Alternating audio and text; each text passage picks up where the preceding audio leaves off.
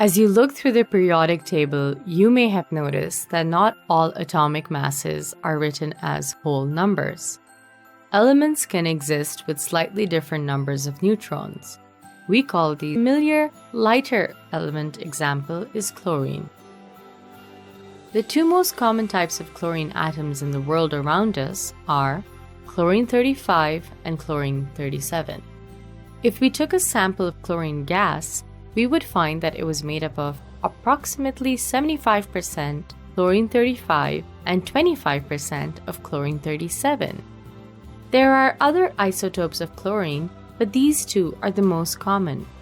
The relative abundance of different isotopes, in other words, how common they are, is always taken into consideration when calculating the relative atomic mass of an element.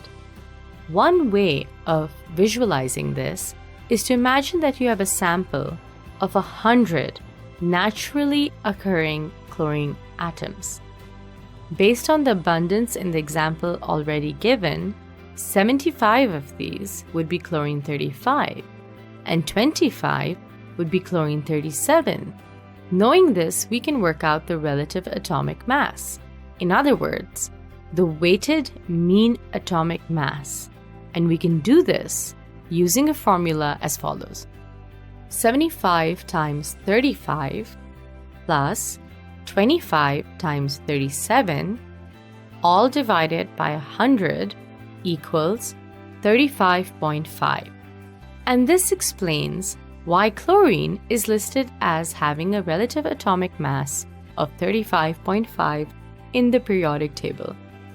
The relative atomic mass of an element is the weighted mean mass of an element and is written in atomic mass units. Here's another example for you.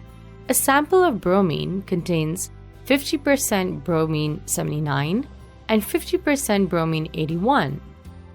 What is its relative atomic mass? Pause the video. You may be able to work this out straight away. If not, write it down as in the chlorine example. The answer is 80. Detailed periodic tables of elements show that most relative atomic masses aren't actually whole numbers. This is all due to the naturally occurring isotopes of each element. So, to recap, the relative atomic mass of an element is the weighted mean mass of the isotopes of an element, and by weighted, we mean that we are taking the relative abundance of each isotope into consideration. And this is why relative atomic masses aren't always whole numbers.